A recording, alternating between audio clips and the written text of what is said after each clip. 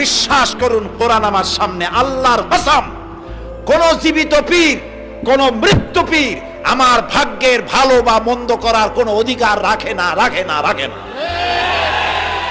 কোন পীর ফু দিয়ে আমার ভাগ্যকে ভালো বানাই দিতে পারবে না, পারবে না, এবং আমার একটা চুলও বাঁকাও করতে পারবে না। খাইরিহি ওয়া শাররিহি মিনাল্লাহ তাআলা। আমার ভালো আমার মন্দ করার একমাত্র মালিক কে?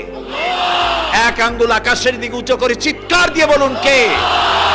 আবার বলেন, আবার বলেন, আবারও বলুন। হাত নামান। আল্লাহ কবুল করুন, বলেন আমিন।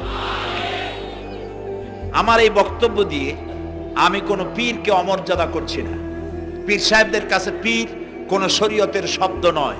কোরআন এবং হাদিসে কোথাও পীর বলে কোনো শব্দ নাই। একদিন এই চেয়ারে সাইদি থাকবে না, হারিয়ে যাবে একদিন, এটাই স্বাভাবিক। সাইদির কোন কেরামতি নাই, কোন কারিশমা নাই, আল্লাহর কসম।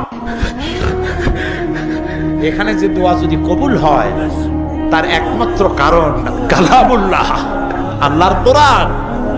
আমি অযোগ্য, আমি অপদার্থ, আমি আল্লাহর এক গোলাম। সমস্ত মুজিজা এই কোরআনের। তাই লোকেরা বিশ্বাস করে এখানে দোয়া করলে আল্লাহ অনেক কথা শোনে, না শুনলেও তার কিছু আসে যায় না। ফাআলুল লিমা ইউরিদ, যা খুশি তাই তিনি করেন।